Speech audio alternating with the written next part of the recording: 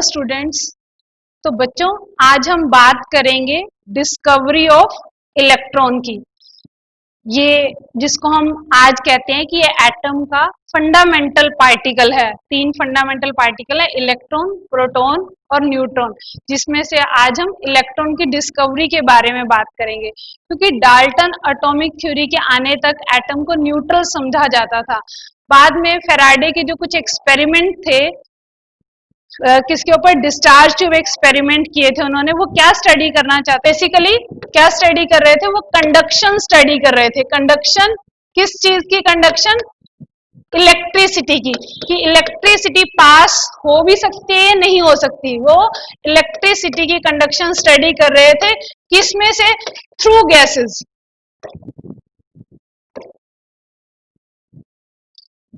तो बच्चों, उनका ये एक्सपेरिमेंट था, तो ये यहाँ उनका पूरा एक्सपेरिमेंटल सेटअप दिखाया गया है। तो इसको हम क्या बोलते हैं? इसे हम बोलते हैं कैथोड रे ट्यूब एक्सपेरिमेंट, और इसे डिस्चार्ज ट्यूब एक्सपेरिमेंट भी बोलते हैं। और इसी को बाद में, क्योंकि इसी से फिर विलियम क्रुक ने एक्सपेरिमेंट किया, तो इसे इस ट्यूब को क्रुक ट्यूब भी बोलते हैं। Cathode ray tube, discharge tube और क्रुक ट्यूब। तो ये एक ट्यूब है, इसकी लेंथ होती है 60 सेंटीमीटर। ये ग्लास के मटेरियल से बनी होती है, और इसके दोनों एंड्स पे क्या फिट किए गए हैं? मेटल के इलेक्ट्रोड्स।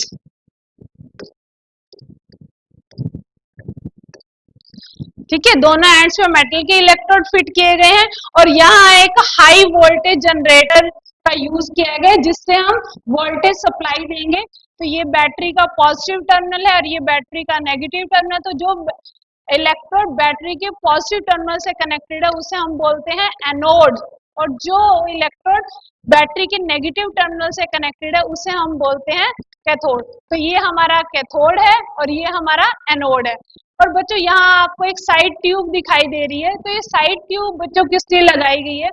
इस साइड ट्यूब का पर्पस क्या है? ये साइड ट्यूब इसलिए लगाई गई है ताकि इसके साथ हम वैक्यूम पंप कनेक्ट कर सके, और वैक्यूम पंप का यूज करके इसके अंदर जो हमने गैस लिया उसको डिजायर्ड लेवल तक मेंटेन कर सके। हम अपनी मर्जी से वैक्यूम पंप का यूज करके इसके अंदर गैस के प्रेशर को कितना भी कम कर सके। तो मैं फिर से एक बार रिपीट कर रही हूँ, डिस्चार्ज ट्यूब एक्सपेरिमेंट। ट्यूब जो ली गई है, cathode ray tube, discharge tube, Crookes tube. कितनी लंबी? 60 सेंटीमीटर। कौन से मटेरियल की? ग्लास के मटेरियल की। दोनों एंड्स पे फिट किए गए हैं मेटल के इलेक्ट्रोड्स फिट किए गए हैं। उनको किससे कनेक्ट किया गया? हाई वोल्टेज जनरेटर से कनेक्ट किया गया। साइड में एक साइड ट्यूब लगाई गई है जिसको वैक्यूम पंप से कनेक्ट किया गया। किस लिए? ताकि इसके अंदर गैस के प्रेशर को रिड्यूस किया जा सके। और साथ में, तो ये उसका पूरा एक्सपेरिमेंट था। तो उन्होंने क्या किया, जब माइकल फैराडे इससे एक्सपेरिमेंट कर रहे थे, तो उन्होंने जो गैस ली थी इसके अंदर, तो हाई प्रेशर पे ली 1-2 एटमॉस्फेयर, और धीरे धीरे वोल्टेज को बढ़ाते गए 10 वोल्ट, 20 वोल्ट, 30 वोल्ट। तो क्या ऑब्जर्व किया कि गैस में से कोई करंट फ्लो नहीं कर रहा था। इवन वो 10,000 वोल्ट तक भी गए, लेकिन 10,000 वोल्ट तक भी गैस में से कोई करंट फ्लो नहीं हो रहा था। तो जब उनकी ये ऑब्जर्वेशन थी कि गैस जो है वो पुअर कंडक्टर है इलेक्ट्रिसिटी की, लेकिन बाद में विलियम क्रुक ने भी जब अपने एक्सपेरिमेंट किए और वैक्यूम पंप का यूज करके इसके अंदर गैस के प्रेशर को लो कर दिया, और इवन जब इसका प्रेशर को कितना लो कर दिया गया, 0.01 mm ऑफ मर्करी। तो जब उन्होंने इसके अंदर गैस के प्रेशर को 0.01 mm लेवल तक लो कर दिया, तो क्या ऑब्जर्वेशन हुई? तो पूरा सेटअप है, जैसे ही प्रेशर को लो किया गया, जब तक प्रेशर हाई था कुछ नहीं हुआ, लेकिन जैसे ही प्रेशर को लो किया तो कैथोड वाली साइड, मतलब इसके अंदर गैस में से करंट फ्लो होना शुरू हो गया। फिर ये यहाँ बच्चों, ये जो दिखाया गया, ये क्या दिखाया गया कि इसके अंदर से करंट फ्लो हो रहा है। फिर उसके बाद उन्होंने क्या किया, यहाँ जो एनोड था, कैथोड वैसा ही लिया, लेकिन एनोड को पंच करके लिया। जो एनोड था उसके अंदर एक होल कर दिया। होल करना माना पंच करना। तो एनोड को यहाँ पंच कर दिया गया, और यहाँ इसको फिर से हाई वोल्टेज जनरेटर से कनेक्ट किया। तो जैसे ही ये उन्होंने पंच किया तो, और ये जो इसके बैक वाली स्क्रीन थी इसको कोट कर दिया एक मटेरियल से, जिस मटेरियल को हम बोलते हैं जिंक सल्फाइड। ये एक ऐसा सब्सटेंस होता है जब इसके ऊपर कुछ भी इनविजिबल चीज भी फॉल करेगी ना तो ग्रीन कलर की लाइट निकलेगी। तो जैसे ही कैथोड वाली साइड से एनोड की इस होल में से पास होके जो भी एमिट हुआ था इनविजिबल रेज, वो जब यहाँ टकराई तो ग्रीन कलर की लाइट निकली। तो इन रेज को जो ये कहां से आ रही थी, जो कैथोड वाली साइड से आ रही थी, एनोड की तरफ जा रही थी। और यहाँ बच्चों ये आपको समझाने के लिए दिखाया गया कि इस तरह से, लेकिन उसे ये दिखाई नहीं दिया था, ऐसा ग्लो नहीं दिखाई दिया था, इनविजिबल रेज थी। इनविजिबल का मतलब ही क्या है कि जो दिखाई ना दे। तो उसको फिर उसने देखा कैसे था, क्योंकि उसने ये जो बैक में ये जो स्क्रीन लगाई थी ये ऐसी स्क्रीन थी कि जब इसके ऊपर कोई इनविजिबल चीज भी टकराएगी तो क्या निकलेगी, ग्रीन कलर की लाइट निकलेगी। तो इस जब हमारे पास जिंक सल्फाइड की स्क्रीन से ग्रीन कलर की लाइट निकलती है, इस प्रोसेस को हम बोलते हैं सिंटिलेशन। क्या बोलते हैं, सिंटिलेशन। आपने अगर ऑब्जर्व किया हो, जो बच्चों टेलीविजन की ट्यूब होती है वो भी एक कैथोड रे ट्यूब ही होती है और उसके ऊपर भी इस तरह के मटेरियल की कोटिंग होती है जिसकी वजह से हमें पिक्चर विजिबल होती है। उसके बाद तो जब विलियम क्रुक ने अपना एक्सपेरिमेंट कंडक्ट कर लिया, उसके बाद जे थॉमसन आए और ये बहुत पावरफुल साइंटिस्ट थे। इन्होंने कैथोड रेज जो एमिट हुई थी कैथोड से उसकी प्रॉपर्टीज को स्टडी किया और इनको अपने इस काम के लिए नोबेल प्राइज भी मिला। और सिर्फ इनको ही नोबेल प्राइज नहीं मिला, मेरे को लगता है शायद हिस्ट्री में ये एकलौते ऐसे टीचर होंगे जिनको खुद को भी नोबेल प्राइज मिला और इनके 8 स्टूडेंट्स को, 8 स्टूडेंट जो इनके अंडर 8 रिसर्च वर्कर थे, जिनमें से रदरफोर्ड भी एक थे, मैक्स बॉर्न, बहुत सारे, इवन एक तो इनके खुद के सन थे जीपी थॉमसन, उनको भी नोबेल प्राइज मिला।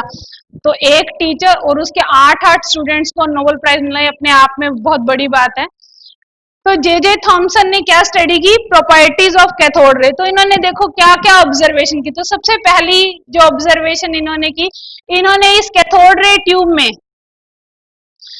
के अंदर इस तरह से एक ये व्हील लगा दिया, एक एक्सियल के ऊपर, एक एक्सिस, जैसे बीच में हम कोई एक ये लगा लो भी, मैं एक पतली सी कोई क्या बोलेंगे उसे, स्लाई ले ले और उसमें कोई व्हील डाल दें, जैसे पंखा डाल दें जो बच्चे यूज करते हैं, और आप जब एयर ब्लो करो तो वो पंखा क्या होने लग जाता है, रोटेट होने लगता है। तो ऐसे उन्होंने एक व्हील लिया था और उसको इस एक्सियल पे माउंट कर दिया, उसके ऊपर लगा दिया और बिल्कुल सेम उसी तरह से इसे कैथोड रे ट्यूब में रख दिया। जैसे ही हाई वोल्ट अंदर गैस के प्रेशर को लो किया गया और यहाँ से 10,000 वोल्ट की वोल्टेज जब पास की तो उन्होंने क्या ऑब्जर्व किया, जैसे ही उधर से रेज आई, दिस व्हील स्टार्ट रोटेटिंग, ये व्हील ने क्या किया, घूमना शुरू कर दिया और ये व्हील मूव कर गया। तो इस व्हील की मूवमेंट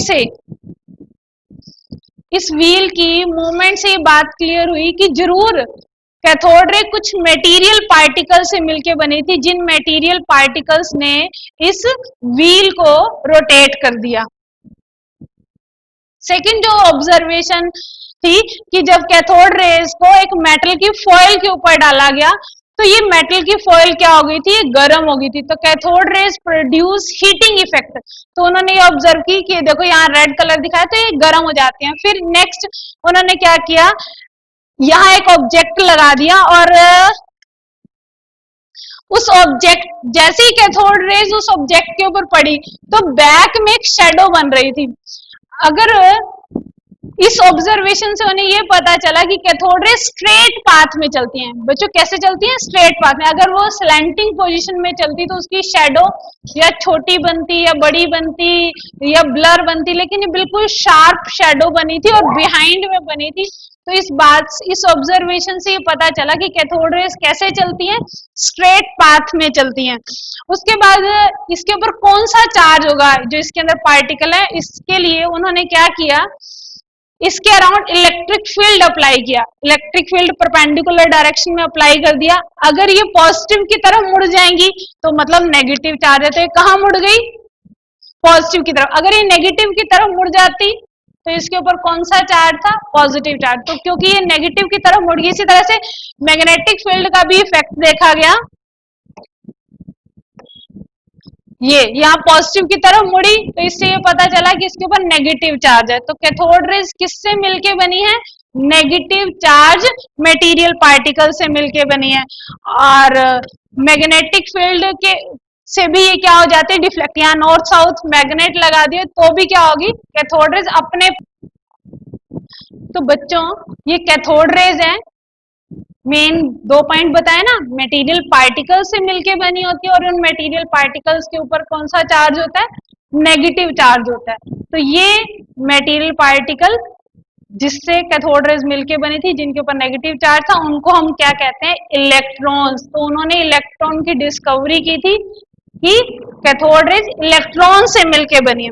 उसके बाद वो ये जानना चाहते थे किस किस गैस में इलेक्ट्रॉन पाया जाता है और किस किस मेटल में इलेक्ट्रॉन पाया जाता है। तो उन्होंने क्या किया, यही एक्सपेरिमेंट रिपीटेडली परफॉर्म किया और बार बार बीच में, जैसे एक बार हाइड्रोजन गैस ले ली, दूसरी बार हीलियम गैस ले ली, तीसरी बार बीच में ऑक्सीजन गैस ले ली, अलग अलग गैसेस ली और ये मेटल के इलेक्ट्रोड भी डिफरेंट टाइप्स के लेके देखे। और वो ये जानना चाहते हैं, जैसे यहाँ ऑक्सीजन दिखाई है, नाइट्रोजन दिखाई है भी, अगर हम अलग अलग टाइप की गैस लें और अलग अलग टाइप के मेटल के इलेक्ट्रोड लें तो क्या डिफरेंस आता है। लेकिन बच्चों हर केस में कैथोड रेज प्रोड्यूस हो रही थी। तो इससे क्या पता चला, इससे हमें ये पता चला कि हर मटेरियल के अंदर इलेक्ट्रॉन है, चाहे वो कोई भी गैस है और चाहे कोई भी मेटल है, हर एक के अंदर क्या पाए जाते हैं,